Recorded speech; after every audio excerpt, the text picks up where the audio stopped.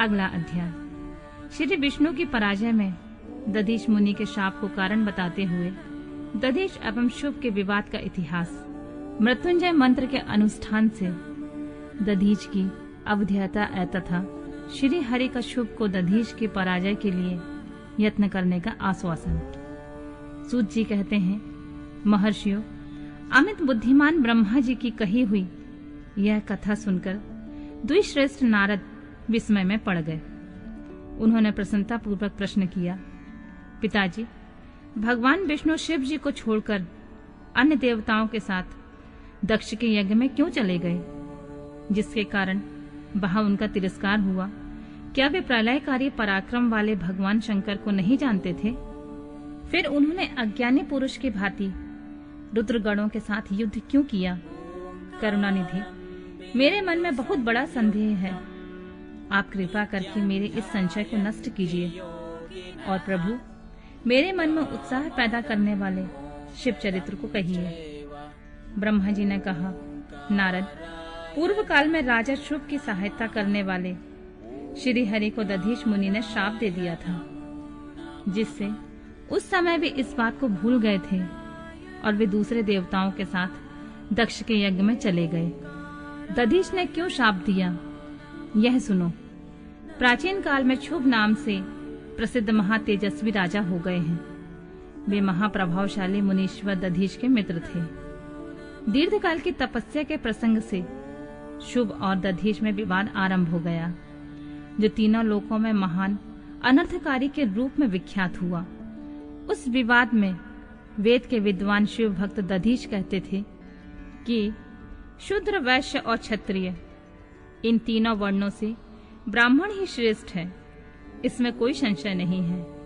महामुनि दधीच की यह बात सुनकर धन वैभव के मत से मोहित हुए राजा शुभ ने उसका इस प्रकार प्रतिवाद किया। बोले, राजा इंद्र आदि 60 लोकपालों के स्वरूप को धारण करता है। वह समस्त वर्णों और आश्रमों का पालक एवं प्रभु है, इसलिए राजा ही सबसे श्रेष्ठ है। राजा की श्रेष्ठता का प्रतिपादन करने वाली श्रुति भी कहती है कि राजा सर्वदेवमय है।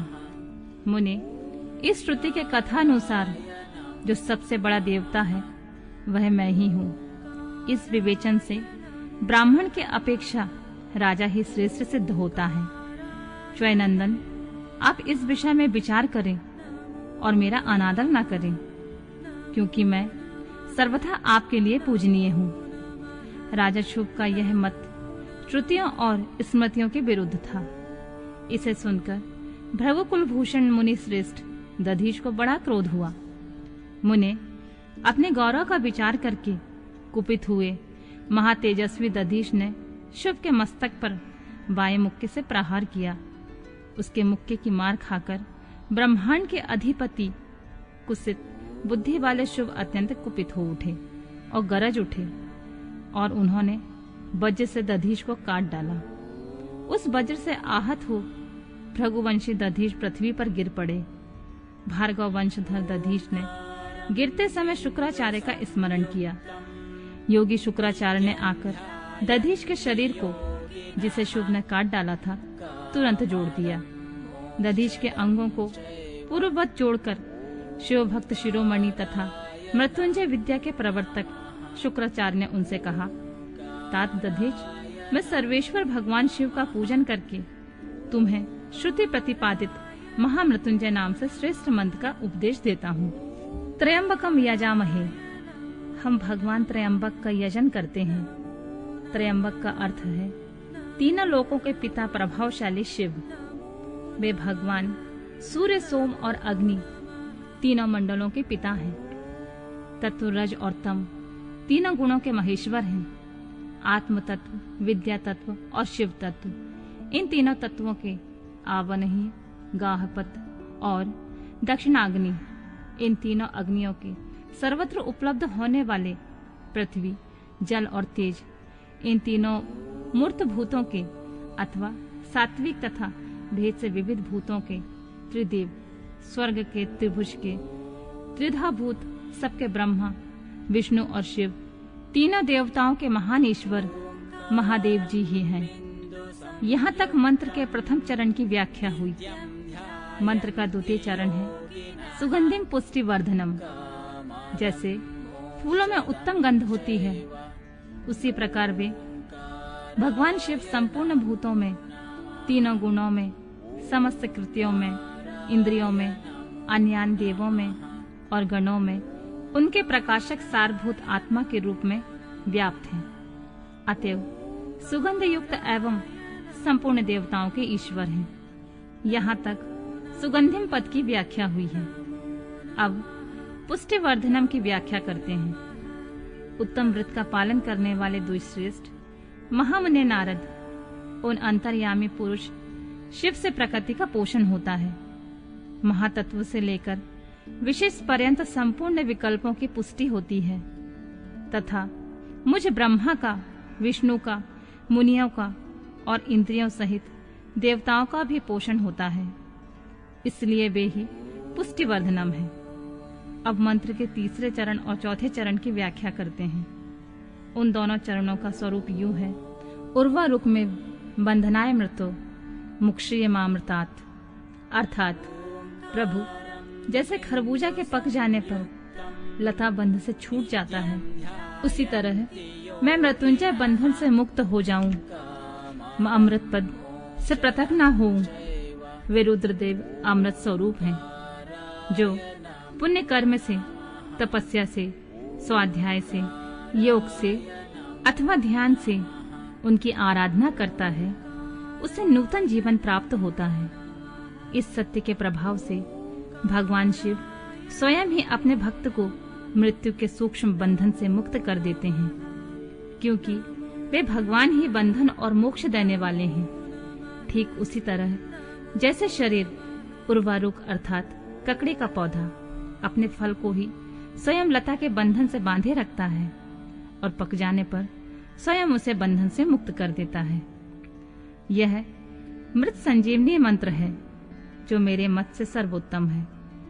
तुम प्रेम पूर्वक नियम से भगवान शिव का स्मरण करते हुए इस मंत्र का जाप करो। जाप और हवन के पश्चात इससे अभिमंत्रित किए हुए जल को दिन और रात में पियो तथा शिव विग्रह के समीप बैठकर उन्हीं का ध्यान करते रहो। इससे कहीं भी मृत्यु का भय नहीं रहता। न्यास आदि सब कार्य करके विधिवत भगवान शिव की पूजा करो। यह सब करके शांत भाव से बैठकर भक्त वत्सल शंकर जी का ध्यान करना चाहिए। मैं भगवान शिव का ध्यान बता रहा हूँ, जिसके अनुसार उनका चिंतन करके मंत्र जप करना चाहिए। इस तरह निरंतर जप करने से बुद्धिमान पुरुष भगवान शिव के प्रभाव से मंत्र को सिद्ध कर लेता है, जो अपने दो कर कमलों में रखे हुए दो कलशों से जल निकालकर उनसे ऊपर वाले दो हाथों द्वारा अपने मस्तक को सींचते हैं। अन्य दो हाथों से दो घड़े लिए उन्हें अपने गोद में रखे हुए हैं और दो शेष हाथों में रुद्राक्ष एवं मृग मुद्रा धारण करे हुए हैं। कमल के आसन पर बैठे हैं। सिर पर स्थित चंद्रमा से निरंतर झरते हुए अमृत का, जिनका सारा शरीर भीगा हुआ है तथा जो 3 नेत्र धारण करने वाले हैं, उन भगवान मृत्युंजय का, जिनके साथ गिरिराज नंदिनी उमा विराजमान है, मैं उनका चिंतन करता हूँ। ब्रह्मा जी कहते हैं, तात मुनि श्रेष्ठ दधीच को इस प्रकार उपदेश देकर शुक्राचार्य भगवान शंकर का स्मरण करते हुए अपने स्थान को लौट गए। उनकी यह बात सुनकर महामुनि दधीच बड़े प्रेम से शिव जी का स्मरण करते हुए तपस्या के लिए वन में गए। वहां जाकर उन्होंने विधि पूर्वक महामृत्युंजय मंत्र का जाप और प्रेम पूर्वक भगवान शिव का चिंतन करते हुए तपस्या प्रारंभ की। दीर्घ काल तक उस मंत्र का जप और तपस्या द्वारा भगवान शंकर की आराधना करके दधीच ने महामृत्युंजय शिव को संतुष्ट किया। महामुनि उस जप से प्रसन्न चित्त हुए भक्त वत्सल भगवान शिव दधीच के प्रेम वश उनके सामने प्रकट हो गए। उन्होंने अपने प्रभु शंभु का साक्षात दर्शन करके मुनीश्वर दधीच को बड़ी प्रसन्नता हुई। उन्होंने विधि पूर्वक प्रणाम करके दोनों हाथ जोड़कर भक्ति भाव से शंकर का स्तवन किया। तात मुने। तदनंतर मुनि के प्रेम से प्रसन्न हुए शिव ने दधीच से कहा, तुम वर मांगो। भगवान शिव का यह वचन सुनकर भक्त शिरोमणि दधीच दोनों हाथ जोड़कर नतमस्तक हो भक्त वत्सल शंकर जी से बोले, महादेव देव, मुझे 3 वर दीजिए। मेरी हड्डी वज्र हो जाए और कोई भी मेरा वध न कर सके। मैं सर्वत्र अधीन रहूं, कभी मुझे दीनता न आए। दधीच का यह वचन सुनकर प्रसन्न हुए परमेश्वर शिव ने तथास्तु कहकर उन्हें वे 3 वर दे दिए। शिव जी से 3 वर पाकर वेद मार्ग में प्रतिष्ठित महामुनि दधीच आनंद मग्न हो गए और शीघ्र ही राजा शुभ के स्थान में गए। महादेव से अवध्यता वज्र में अस्थि और अधीनता पाकर दधीच ने राजेंद्र शुभ के मस्तक पर लात मारी। फिर तो राजा शुभ ने भी क्रोध करके दधीच पर वज्र से प्रहार किया। वे भगवान विष्णु के गौरव से अधिक गर्व से भरे हुए थे, परंतु शुभ का चलाया हुआ वह वज्र परमेश्वर शिव के प्रभाव से महात्मा दधीच का नाश न कर सका। इससे ब्रह्म कुमार शुभ को बड़ा विस्मय हुआ। मुनीश्वर दधीच की अवध्यता, अधीनता और वज्र से भी बढ़ चढ़कर प्रभाव देखकर ब्रह्म कुमार शुभ के मन में बड़ा आश्चर्य हुआ। उन्होंने शीघ्र ही वन में जाकर इंद्र के छोटे भाई मुकुंद की आराधना आरंभ की। वे शरणागत पालक नरेश मृत्युंजय सेवक दधीच से पराजित हो गए थे। शुभ की पूजा से गरुड़ ध्वज भगवान मधुसूदन बहुत संतुष्ट हुए।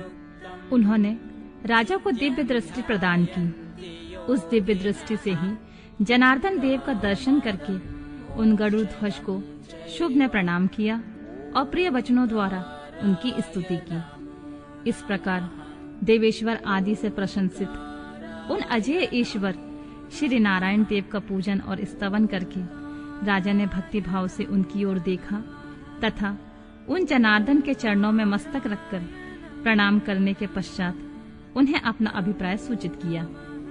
राजा बोले, भगवान, दधीच नाम से एक प्रसिद्ध ब्राह्मण है जो धर्म के ज्ञाता हैं। उनके हृदय में विनय का भाव है। वे पहले मेरे मित्र थे। इन दिनों रोग शोक से रहित मृत्युंजय महादेव की आराधना करके वे उन्हीं कल्याणकारी शिव के प्रभाव से समस्त अस्त्र शस्त्रों द्वारा सदा के लिए अवध्य हो गए हैं। एक दिन उन महातपस्वी दधीच ने भरी सभा में आकर अपने बाएं पैर से मेरे मस्तक पर बड़ी बेग से अवहेलना पूर्वक प्रहार किया और गर्व से कहा, मैं किसी से नहीं डरता हूँ। हरे, वे मृत्युंजय से उत्तम वर पाकर अनुपम गर्व से भर गए हैं। ब्रह्मा जी कहते हैं, नारद, महात्मा दधीच की अवध्यता का समाचार जानकर श्री हरि ने महादेव जी के अतुलित प्रभाव को स्मरण किया। फिर वे ब्रह्मपुत्र राजा शुभ से बोले, राजेंद्र, ब्राह्मणों को कहीं थोड़ा सा भी भय नहीं है। भूपते, विशेषतः रुद्र भक्तों के लिए तो भय नाम की कोई वस्तु है ही नहीं। यदि तुम्हारी ओर से कुछ करूं तो ब्राह्मण दधीच को दुख होगा और वह मुझ जैसे देवता के लिए भी शाप का कारण बन जाएगा। राजेंद्र, दधीच के शाप से दक्ष के यज्ञ में सुरेश्वर शिव से मेरी पराजय होगी और फिर मेरा उत्थान भी होगा। महाराज, इसलिए मैं तुम्हारे साथ रहकर कुछ नहीं करना चाहता। मैं अकेला ही तुम्हारे लिए दधीच को जीतने का प्रयत्न करूंगा। भगवान विष्णु का यह वचन सुनकर शिव बोले, बहुत अच्छा, ऐसा ही होगा। ऐसा कहकर वे उस कार्य के लिए मन ही मन उत्सुक हो प्रसन्नता पूर्वक श्री विष्णु और देवताओं से अपराजित दधीच का उनके लिए शाप और शुभ पर अनुग्रह। ब्रह्मा जी कहते हैं, नारद, भक्त वत्सल भगवान विष्णु राजा शुभ का हित साधन करने के लिए ब्राह्मण का रूप धारण करके दधीच के आश्रम पर गए। वहां उन जगत गुरु श्री हरि ने शिव भक्त शिरोमणि ब्रह्मर्षि दधीच को प्रणाम करके शुभ के कार्य की सिद्धि के लिए उद्यत हो उनसे यह बात कही, भगवान शिव की आराधना में तत्पर रहने वाले अविनाशी ब्रह्मर्षि दधीच, मैं तुमसे एक वर मांगता हूँ, उसे तुम मुझे दे दो। शुभ की कार्य सिद्धि चाहने वाले देवादिदेव श्री हरि के इस प्रकार याचना करने पर शैव शिरोमणि दधीच ने शीघ्र ही भगवान विष्णु से इस प्रकार कहा। बोले, ब्राह्मण, आप क्या चाहते हैं? यह मुझे ज्ञात हो गया है। आप शुभ का काम बनाने के लिए साक्षात भगवान श्री हरि का ब्राह्मण का रूप धारण करके यहाँ आए हैं। इसमें संदेह नहीं है कि आप पूरे मायावी हैं। किंतु देवेश जनार्दन, मुझे भगवान रुद्र की कृपा से भूत, भविष्य और वर्तमान तीनों कालों का ज्ञान सदा ही बना रहता है। सुब्रत, मैं आपको जानता हूँ। आप पापहारी श्री हरि एवं विष्णु हैं। यह ब्राह्मण का वेश छोड़िए। दुष्ट बुद्धि वाले राजा शुभ ने आपकी आराधना की है, इसलिए आप यहाँ पधारे हैं। भगवान हरे, आपकी भक्त वत्सलता को भी मैं जानता हूँ। यह छल छोड़िए, अपने रूप को ग्रहण कीजिए और भगवान शंकर के स्मरण में मन लगाइए। मैं भगवान शंकर की आराधना में लगा रहता हूँ। ऐसे दशा में यदि मुझसे किसी को भय हो तो उसे आप यत्न पूर्वक सत्य की शपथ के साथ कहिए। मेरा मन शिव के स्मरण में ही लगा रहता है। मैं कभी झूठ नहीं बोलता हूँ। इस संसार में किसी देवता या दैत्य से भी मुझे भय नहीं होता। श्री विष्णु बोले, उत्तम व्रत का पालन करने वाले दधीच, तुम्हारा भय सर्वथा नष्ट ही है, क्योंकि तुम शिव की आराधना में तत्पर रहते हो, इसलिए सर्वज्ञ हो। परंतु मेरे कहने से तुम एक बार अपने प्रतिद्वंदी राजा शुभ से जाकर यह कह दो कि राजेंद्र, मैं तुमसे डरता हूँ। भगवान विष्णु का यह वचन सुनकर शिरोमणि महामुनि दधीच निर्भय ही रहे और हंसकर बोले, मैं देवाधिदेव पिनाकमणि भगवान शंभु के प्रसाद से कहीं कभी किसी से और किंचित मात्र भी नहीं डरता हूँ। सदा ही निर्भय रहता हूँ। इस पर श्री हरि ने मुनि को दबाने की चेष्टा की। देवताओं ने भी उनका साथ दिया, किंतु सबके सभी अस्त्र कुंठित हो गए। तदनंतर भगवान श्री विष्णु ने अगणित गणों की सृष्टि की, परंतु महर्षि ने उनको भी भस्म कर दिया। तब भगवान ने अपनी अनंत विष्णु मूर्ति प्रकट की। यह सब देखकर दधीच ने वहां जगदीश्वर भगवान विष्णु से कहा, महाभाव, महामाया को त्याग दीजिए। विचार करने से यह प्रतिभास मात्र प्रतीत होती है। माधव, मैंने सहस्त्र दुर्विज्ञेय वस्तुओं को जान लिया है। आप मुझ में अपने सहित संपूर्ण जगत को देखिए। निरालस्य होकर मुझे ब्रह्मा एवं रुद्र का भी दर्शन कीजिए। मैं आपको दिव्य दृष्टि देता हूँ। ऐसा कहकर भगवान शिव के तेज से पूर्ण शरीर वाले दधीच मुनि ने अपनी देह में समस्त ब्रह्मांड का दर्शन कराया। तब भगवान विष्णु ने उन पर पुनः कोप करना चाहा। इतने में ही मेरे साथ राजा शुभ वहां आ गए। मैंने वहां खड़े हुए भगवान पद्मनाभ को तथा देवताओं को क्रोध करने से रोका। मेरी बात सुनकर इन लोगों ने ब्राह्मण दधीच को परास्त नहीं किया। श्री हरि उनके पास गए और उन्होंने मुनि को प्रणाम किया। तदनंतर शुभ अत्यंत दीन हो उन मुनीश्वर दधीच के निकट गए और उन्हें प्रणाम करके प्रार्थना करने लगे। मुनि श्रेष्ठ, शिव भक्त शिरोमणि, मुझ पर प्रसन्न हुए परमेश्वर। आप दुर्जनों की दृष्टि से दूर रहने वाले हैं, मुझ पर कृपा कीजिए। ब्रह्मा जी कहते हैं, नारद, राजा शुभ की यह बात सुनकर तपस्या के निधि ब्राह्मण दधीच ने उन पर अनुग्रह किया। तत्पश्चात श्री विष्णु आदि को देखकर वे मुनि क्रोध से व्याकुल हो गए और मन ही मन शिव का स्मरण करके विष्णु तथा देवताओं को शाप देने लगे। दधीच ने कहा, देवराज, इंद्र सहित देवताओं और मुनीश्वरों, तुम लोग रुद्र की क्रोधाग्नि से श्री विष्णु तथा अपने गणों सहित पराजित और ध्वस्त हो जाओ। देवताओं को इस तरह श्राप दे शुभ की ओर देखकर देवताओं और राजाओं के पूजनीय दुश्रेष्ठ दधीच ने कहा, राजेंद्र, ब्राह्मण ही बलि और प्रभावशाली होते हैं। ऐसा स्पष्ट रूप से कहकर ब्राह्मण दधीच अपने आश्रम में प्रविष्ट हो गए। फिर दधीच को नमस्कार मात्र करके शुभ अपने घर को चले गए। तत्पश्चात भगवान विष्णु देवताओं के साथ जैसे आए थे उसी तरह अपने वैकुंठ लोक को लौट गए। इस प्रकार वह स्थान स्थानेश्वर नामक तीर्थ के रूप में प्रसिद्ध हो गया। स्थानेश्वर की यात्रा करके मनुष्य शिव का सामुज्य प्राप्त कर लेता है। तात, मैंने तुम्हें संक्षेप में शुभ और दधीच के विवाद की कथा सुनाई और भगवान शंकर को छोड़कर केवल ब्रह्मा और विष्णु को ही जो शाप प्राप्त हुआ उसका भी वर्णन किया।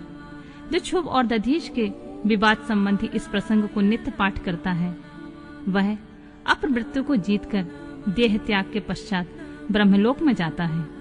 जो इसका पाठ करके रणभूमि में प्रवेश करता है उसे कभी मृत्यु का भय नहीं होता है तथा वह निश्चय ही विजयी। देवताओं सहित ब्रह्मा का विष्णु लोक में जाकर अपना दुख निवेदन करना, श्री विष्णु का उन्हें शिव से क्षमा मांगने की अनुमति दे उनको साथ ले कैलाश पर जाना तथा भगवान शिव से मिलना। नारद जी कहते हैं, विधाता महाप्राज्ञ, आप शिव तत्व का साक्षात्कार कराने वाले हैं। आपने यह बड़ी अद्भुत एवं रमणीय शिव लीला सुनाई है। तात, वीरभद्र जब दक्ष के यज्ञ का विनाश करके कैलाश पर्वत पर चले गए तब क्या हुआ, हमें यह बताइए। ब्रह्मा जी बोले, नारद, रुद्रदेव के सैनिकों ने जिनके अंग भंग कर दिए थे वे समस्त पराजित देवता और मुनि उस समय मेरे लोक में आए। वहां मुझ स्वयंभू को नमस्कार करके सबने बारंबार मेरा स्तवन किया। फिर अपने विशेष क्लेश को पूर्ण रूप से सुनाया। उसे सुनकर मैं पुत्र शोक से पीड़ित हो गया और अत्यंत व्यग्र हो व्यथित चित्त से बड़ी चिंता करने लगा। फिर मैंने भक्ति भाव से भगवान विष्णु का स्मरण किया। इससे मुझे समयोचित ज्ञान प्राप्त हुआ। तदनंतर देवताओं और मुनियों के साथ मैं विष्णु लोक में गया और वहां भगवान विष्णु को नमस्कार एवं नाना प्रकार के स्तोत्रों द्वारा उनकी स्तुति कर उनसे अपना दुख निवेदन किया। मैंने कहा, देव, जिस तरह भी यज्ञ पूर्ण हो, यजमान जीवित हो और समस्त देवता तथा मुनि सुखी हो जाएं, वैसा उपाय कीजिए। देवादिदेव रामानाथ, देव सुखदायक विष्णु, हम देवता और मुनि निश्चय ही आपकी शरण में आए हैं। मुझे ब्रह्मा जी की यह बात सुनकर भगवान लक्ष्मीपति विष्णु, जिनका मन सदा शिव में लगा रहता है और जिनके हृदय में कभी दीनता नहीं आती, शिव का स्मरण करके इस प्रकार बोले। श्री विष्णु ने कहा, देवताओं, परम समर्थ तेजस्वी पुरुष से कोई अपराध बन जाए तो भी उसके बदले में अपराध करने वाले मनुष्यों के लिए वह अपराध मंगलकारी नहीं हो सकता है। विधाता, समस्त देवता परमेश्वर शिव के अपराधी हैं, क्योंकि इन्होंने भगवान शंभु को यज्ञ का भाग नहीं दिया। अब तुम सब लोग शुद्ध हृदय से शीघ्र ही प्रसन्न होने वाले भगवान शिव के पैर पकड़कर उन्हें प्रसन्न करो, उनसे क्षमा मांगो।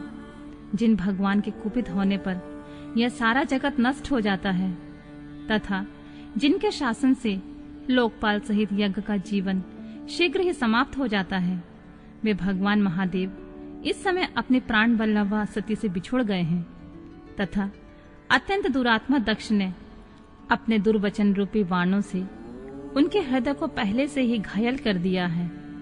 अतः तुम लोग शीघ्र ही जाकर उनसे अपने अपराधों के लिए क्षमा मांगो।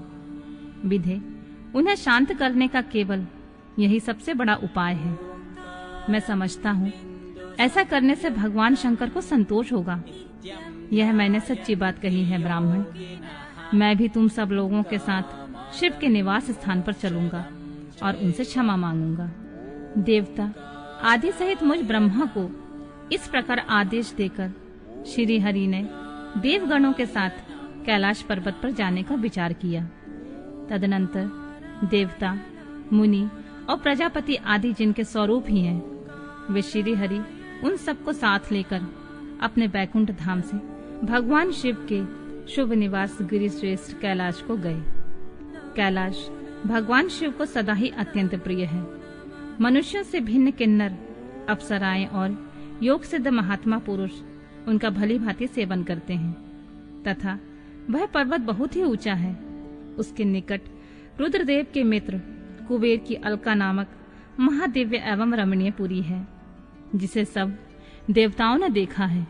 उस पुरी के पास ही सौगंधित वन भी देवताओं की दृष्टि में आया, जो सब प्रकार के वृक्षों से हरा भरा एवं दिव्य था। उसके भीतर सर्वत्र सुगंध फैलाने वाले सौगंधिक नामक कमल खिले हुए थे। उसके बाहरी भाग में नंदा और अलकनंदा, ये दोनों अत्यंत पावन दिव्य सरिताएं बहती हैं, जो दर्शन मात्र से ही प्राणियों के पाप हर लेती हैं। यक्षराज कुबेर की अलकापुरी और सौगंधिक वन को पीछे छोड़कर आगे बढ़ते हुए देवताओं ने थोड़ी ही दूर पर शंकर जी के बट वृक्ष को देखा। उसने चारों ओर से अपनी अविचल छाया फैला रखी थी।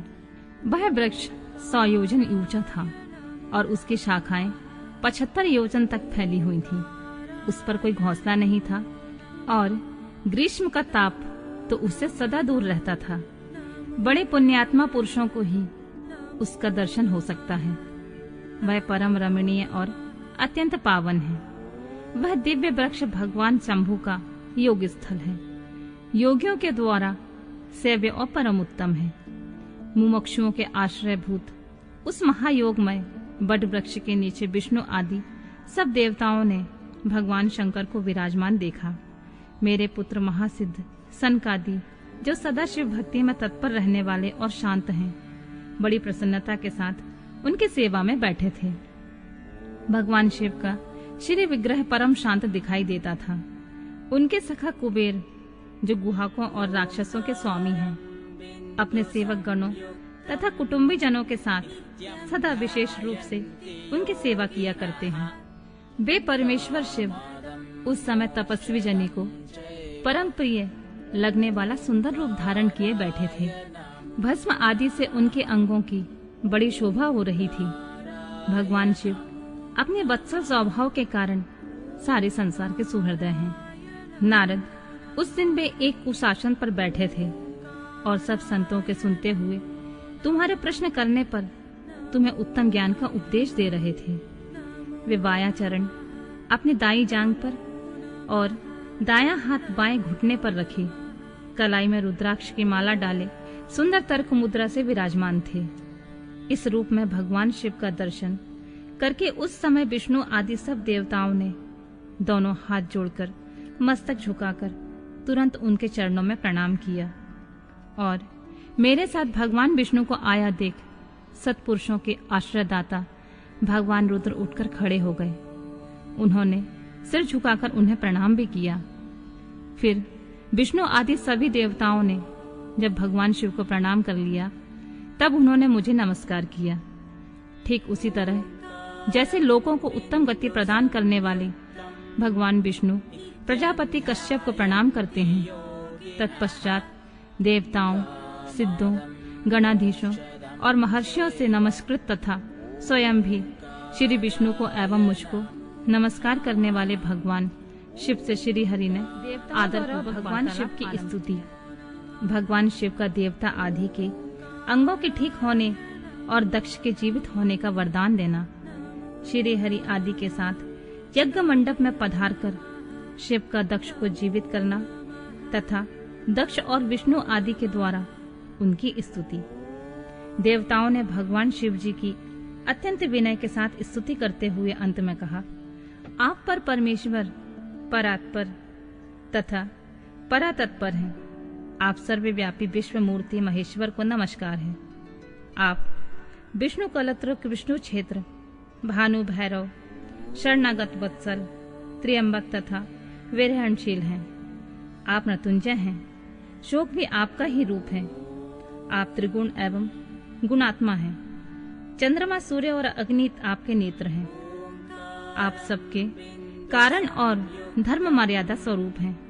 आपको नमस्कार है। आपने अपने ही तेजस्व से संपूर्ण जगत को व्याप्त कर रखा है। आप निर्विकार, प्रकाशपूर्ण, चिदानंद स्वरूप पर ब्रह्मा परमात्मा है महेश्वर। ब्रह्मा, विष्णु, इंद्र और चंद्र आदि समस्त देवता तथा मुनि आपसे ही उत्पन्न हुए हैं। क्योंकि आप अपने शरीर को 8 भागों में विभक्त करके समस्त संसार का पोषण करते हैं, इसलिए अष्टमूर्ति कहलाते हैं। आप ही सबके आदि कारण करुणामय ईश्वर हैं। आपके भय से यह वायु चलती है। आपके भय से अग्नि जलाने का काम करती है। आपके भय से सूर्य तपता है और आपके ही भय से मृत्यु सब ओर दौड़ती फिरती है। दया सिंधु महेशान परमेश्वर, प्रसन्न होइए, हम नष्ट और अचेत हो रहे हैं, अतः सदा ही हमारी रक्षा कीजिए, रक्षा कीजिए नाथ। करुणानिधि शंभु, आपने अब तक नाना प्रकार की आपत्तियों से जिस तरह हमें सदा सुरक्षित रखा है, आज उसी तरह आप हमारी रक्षा कीजिए। नाथ दुर्गेश, आप शीघ्र ही कृपा करके इस अपूर्ण यज्ञ का और प्रजापति दक्ष का भी उद्धार कीजिए। भक्त को अपनी आंखें मिल जाएं, यजमान दक्ष जीवित हो जाएं, पूषा के दांत जम जाएं और भृगु की दाढ़ी मूछ पहले जैसी हो जाए। शंकर, आयुधों और पत्थरों की वर्षा से जिनके अंग भंग हो गए हैं, उन देवता आदि पर आप सर्वथा अनुग्रह करें, जिससे उन्हें पूर्णतः आरोग्य लाभ हो। नाथ, यज्ञ कर्म पूर्ण होने पर जो कुछ शेष रहे, वह सब आपका पूरा पूरा भाग हो, उसमें और कोई हस्तक्षेप ना करे। रुद्रदेव, आपके भाग से ही यज्ञ पूर्ण हो, अन्यथा नहीं। ऐसा कहकर मुझ ब्रह्मा के साथ सभी देवता अपराध क्षमा कराने के लिए उद्यत हो हाथ जोड़कर भूमि पर दंड के समान पड़ गए। ब्रह्मा जी कहते हैं, नारद, मुझ ब्रह्मा, लोकपाल, प्रजापति तथा मुनियों सहित श्रीपति विष्णु के अनुनय विनय करने पर परमेश्वर शिव प्रसन्न हो गए। देवताओं को आश्वासन देकर हंसकर उन पर परम अनुग्रह करते हुए करुणा निधान परमेश्वर शिव ने कहा, बोले, सुरश्रेष्ठ ब्रह्मा और विष्णु देव, आप दोनों सावधान होकर मेरी बात सुने। मैं सच्ची बात कहता हूँ तात, आप दोनों की सभी बातों को मैंने सदा माना है। दक्ष के यज्ञ का यह विध्वंस मैंने नहीं किया। दक्ष स्वयं ही दूसरों से द्वेष करते हैं। दूसरों के प्रति जैसा बर्ताव किया जाएगा, वह अपने लिए ही फलित होगा। अतः ऐसा कर्म कभी नहीं करना चाहिए जो दूसरों को कष्ट देने वाला हो। दक्ष का मस्तक जल गया है, इसलिए इनके सिर के स्थान में बकरे का सर जोड़ दिया जाए। भग देवता मित्र की आंख से अपने यज्ञ भाग को देखें। तात, पूषा नामक देवता जिनके दांत टूट गए हैं, यजमान के दांत से भली भांति पिसे गए ये ज्ञान का भक्षण करें। मैंने सच्ची बात बताई है। मेरा विरोध करने वाले भृगु की दाढ़ी के स्थान पर बकरे की दाढ़ी लगा दी जाए। शेष सभी देवताओं के जिन्होंने मुझे यज्ञ भाग के रूप में यज्ञ की अवशिष्ट वस्तुएं दी हैं, सारे अंग पहले की भांति ठीक हो जाएं।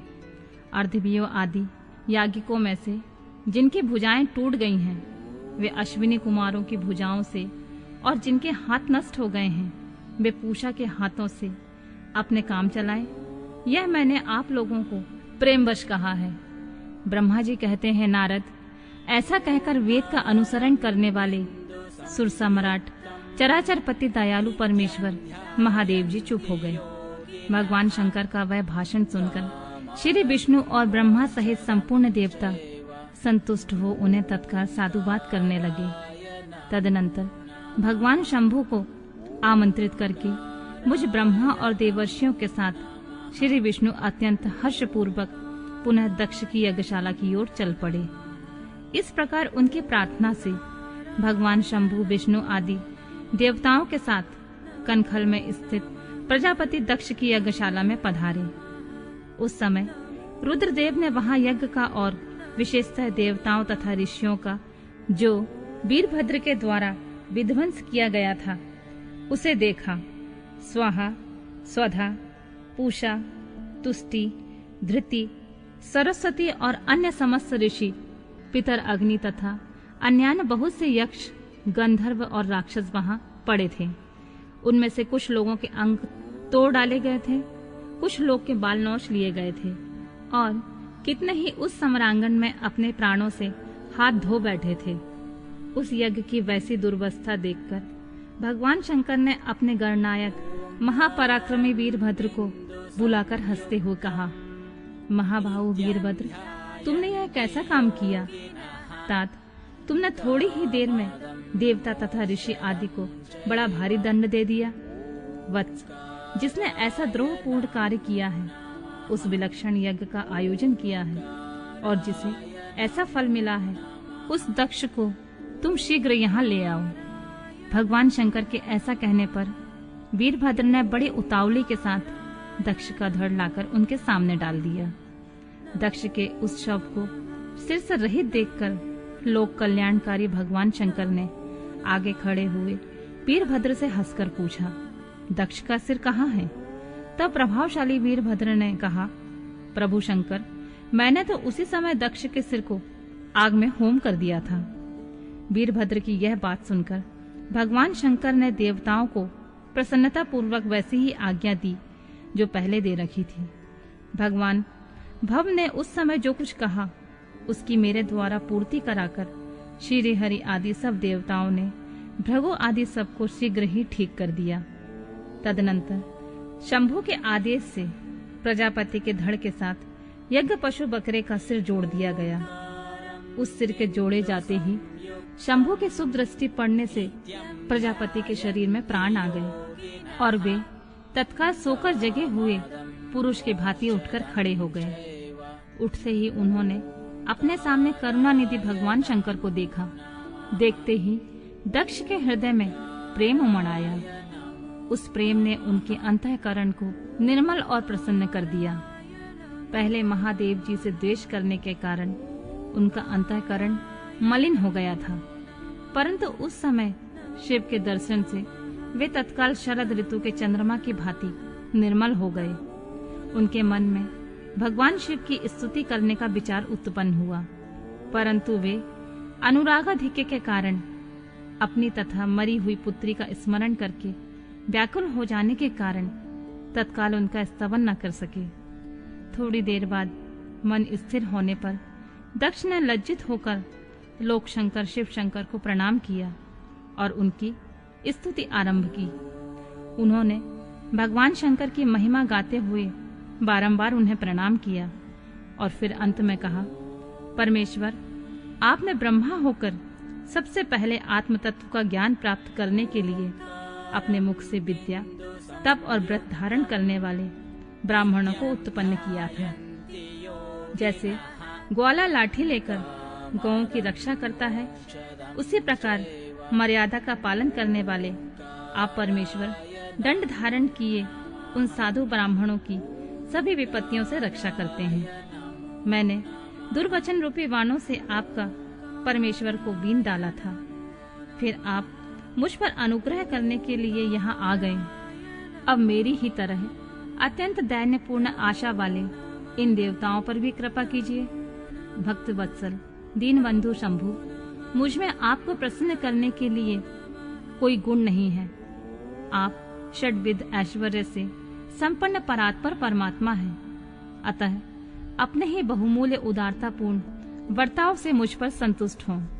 ब्रह्मा जी कहते हैं, नारद, इस प्रकार लोक कल्याणकारी महाप्रभु महेश्वर शंकर की स्तुति करके विनीत चित प्रजापति दक्ष चुप हो गए। तदनंतर श्री विष्णु ने हाथ जोड़कर भगवान वृषभध्वज को प्रणाम करके प्रसन्नता पूर्ण हृदय और गदगद वाणी के द्वारा उनकी स्तुति प्रारंभ की। तदनंतर मैंने कहा, देवाधिदेव महादेव, करुणा सागर प्रभु, आप स्वतंत्र परमात्मा हैं, अद्वितीय एवं अविनाशी परमेश्वर हैं। देव ईश्वर, आपने मेरे पुत्र पर अनुग्रह किया है। अपने अपमान की ओर कुछ भी ध्यान न देकर दक्ष के यज्ञ का उद्धार कीजिए। देवेश्वर, आप प्रसन्न होइए और समस्त शापों को दूर कीजिए। आप सज्ञान हैं, अतः आप ही मुझ कर्तव्य की ओर प्रेरित करने वाले हैं। आप ही अकर्तव्य को रोकने वाले हैं। महामुनि, इस प्रकार परम महेश्वर की स्तुति करके मैं दोनों हाथ जोड़कर मस्तक झुकाकर खड़ा हो गया। तब सुंदर विचार रखने वाले इंद्र आदि देवता और लोकपाल शंकर देव की स्तुति करने लगे। उस समय भगवान शिव का मुखारविंद प्रसन्नता से खिल उठा था। इसके बाद प्रसन्नचित हुए समस्त देवताओं, दूसरे सिद्धों, ऋषियों और प्रजापतियों ने भी शंकर जी का सहर्ष स्तवन किया। इसके अतिरिक्त उपदेवों, नागों, सदस्यों तथा शिव का दक्ष को अपनी भक्त वत्सलता, ज्ञानी भक्ति की श्रेष्ठता, तथा तीनों देवताओं की एकता बताना, दक्ष का अपने यज्ञ को पूर्ण करना, सब देवता आदि का अपने अपने स्थान को जाना, सतीखंड का उपसंहार और महात्म। ब्रह्मा जी कहते हैं, नारद, इस प्रकार श्री विष्णु के, मेरे, देवताओं और ऋषियों के तथा अन्य लोगों की स्तुति करने पर महादेव जी बड़े प्रसन्न हुए। फिर उन शंभु ने समस्त ऋषियों देवताओं आदि को कृपा दृष्टि से देखकर तथा मुझ ब्रह्मा और विष्णु का समाधान करके इस प्रकार कहा, प्रजापति दक्ष, मैं जो कुछ कहता हूं सुनो। मैं तुम पर बड़ा प्रसन्न हूं। यद्यपि मैं सबका ईश्वर और स्वतंत्र हूं, तो भी मैं सदा ही अपने भक्तों के अधीन रहता हूं। 4 प्रकार के पुण्यात्मा पुरुष मेरा भजन करते हैं। दक्ष प्रजापति, उन चारों भक्तों में पूर्व की अपेक्षा उत्तरोत्तर श्रेष्ठ है। उनमें पहला आर्थ, दूसरा जिज्ञासु, तीसरा अर्थार्थी और चौथा ज्ञानी। पहले के 3 तो सामान्य श्रेणी के भक्त हैं, किंतु चौथे का अपना विशेष महत्व है। उन सब भक्तों में चौथा ज्ञानी ही मुझे अधिक प्रिय है। वह मेरा रूप ही माना गया है। उससे बढ़कर दूसरा कोई मुझे प्रिय नहीं है। यह मैं सत्य सत्य कहता हूँ। मैं आत्मज्ञ हूँ। वेद वेदांत के पारगामी विद्वान ज्ञान के द्वारा मुझे जान सकते हैं। जिनकी बुद्धि मंद है वे ही ज्ञान के बिना मुझे पाने का प्रयत्न करते हैं। कर्म के अधीन हुए मूढ़ मानव मुझे वेद, यज्ञ, दान और तपस्या द्वारा कभी भी नहीं पा सकते हैं।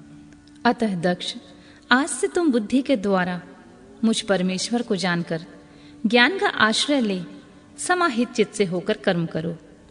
प्रजापति, तुम उत्तम बुद्धि के द्वारा मेरी दूसरी बात भी सुनो।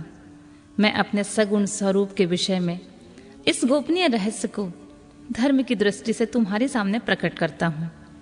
जगत का परम कारण रूप मैं ही ब्रह्मा और विष्णु हूँ। मैं सबका आत्मा, ईश्वर और साक्षी हूँ। स्वयं प्रकाश तथा निर्विशेष हूँ। मुने, अपनी त्रिगुणात्मिकता माया को स्वीकार करके ही मैं जगत के सृष्टि, पालन और संहार करता हुआ उन क्रियाओं के अनुरूप ब्रह्मा, विष्णु और रुद्र नाम धारण करता हूँ। उस अद्वितीय केवल मुझ पर ब्रह्मा परमात्मा में ही अज्ञानी पुरुष ब्रह्मा, ईश्वर तथा अन्य समस्त जीवों को भिन्न रूप से देखता है। जैसे मनुष्य अपने सिर और हाथ आदि अंगों में ये मुझसे भिन्न है, ऐसी परकीय बुद्धि कभी नहीं करता। उसी तरह मेरा भक्त प्राणी मात्र से मुझसे भिन्नता नहीं देखता। दक्ष, मैं ब्रह्मा और विष्णु तीनों स्वरूपतः एक ही हैं तथा हम ये संपूर्ण जीव रूप हैं। ऐसा समझकर जो हम तीनों देवताओं में भेद नहीं देखता है वही शांति प्राप्त करता है। जो नराधम हम तीनों देवताओं में भेद बुद्धि रखता है वह निश्चित ही जब तक चंद्रमा और तारे रहते हैं तब तक नरक में निवास करता है। दक्ष, यदि कोई विष्णु भक्त होकर मेरी निंदा करेगा और मेरा भक्त होकर विष्णु की निंदा करेगा तो तुम्हें दिए हुए पूर्वोक्त सारे शाप उन्हीं दोनों को प्राप्त होंगे और निश्चय ही उन्हें तत्वज्ञान की प्राप्ति नहीं हो सकती है। सब देवता, मुनि आदि को उस अवसर पर बड़ा हर्ष हुआ। कुटुंब सहित दक्ष बड़ी प्रसन्नता के साथ शिव भक्ति में तत्पर हो गया। वे देवता आदि भी शिव को ही सर्वेश्वर जानकर भगवान शिव के भजन में लग गए। जिसने जिस प्रकार परमात्मा शंभु की स्तुति की थी उसे उसी प्रकार संतुष्ट चित्त हुए शंभु ने वर दिया। मुने तदनंतर भगवान शिव की आज्ञा पाकर प्रसन्न चित्त हुए शिव भक्त दक्ष ने शिव के अनुग्रह से अपना यज्ञ पूरा किया। उन्होंने देवताओं को तो यज्ञ भाग दिए, शिव को पूर्ण भाग दिया, साथ ही ब्राह्मणों को दान भी दिया। इसी तरह उन्हें शंभु का अनुग्रह प्राप्त हुआ। इस प्रकार महादेव जी के उस महान कर्म का विधि पूर्वक वर्णन किया गया है। प्रजापति ने ऋत्विक के सहयोग से उस यज्ञ कर्म को विधिवत समाप्त किया। मुनीश्वर, इस प्रकार पर ब्रह्म स्वरूप शंकर के प्रसाद से वह दक्ष का यज्ञ पूरा हुआ। तदनंतर सब देवता और ऋषि संतुष्ट हो भगवान शिव के यश का वर्णन करते हुए अपने अपने स्थान को चले गए। दूसरे लोग भी उस समय वहां से सुखपूर्वक विदा हो गए। मैं और श्री विष्णु भी अत्यंत प्रसन्न हो भगवान शिव के सर्व मंगलदायक श्रेयस का निरंतर गान करते हुए अपने अपने स्थान को सानंद चले आए। सत्पुरुषों के आश्रयभूत महादेव जी भी दक्ष से सम्मानित हो प्रीति और प्रसन्नता के साथ गणों सहित अपने निवास स्थान कैलाश पर्वत को चले गए। अपने पर्वत पर आकर शंभु ने अपनी प्रिय सती का स्मरण किया और प्रधान प्रधान गणों से उनकी कथा कही। इस प्रकार दक्ष कन्या सती यज्ञ में अपने शरीर को त्याग कर फिर हिमालय की पत्नी मैना के गर्भ से उत्पन्न हुई। यह बात प्रसिद्ध है। फिर वहां तपस्या करके गौरी शिवा ने भगवान शिव का पति रूप में वरण किया। वे उनके वाम अंग में स्थान पाकर अद्भुत लीलाएं करने लगी। नारद, इस तरह मैंने तुमसे सती के परम अद्भुत दिव्य चरित्र का वर्णन किया है, जो भोग और मोक्ष को देने वाला तथा संपूर्ण कामनाओं को पूर्ण करने वाला है। यह उपाख्यान पाप को दूर करने वाला, पवित्र एवं परम पावन है। स्वर्ग, यश तथा आयु को देने वाला तथा पुत्र पौत्र रूप फल प्रदान करने वाला है। तात, जो भक्तिमान पुरुष भक्ति भाव से लोगों को यह कथा सुनाता है, वह इस लोक में संपूर्ण कर्मों का फल पाकर परलोक में परम गति को प्राप्त कर लेता है। रुद्र संहिता का सती खंड संपूर्ण।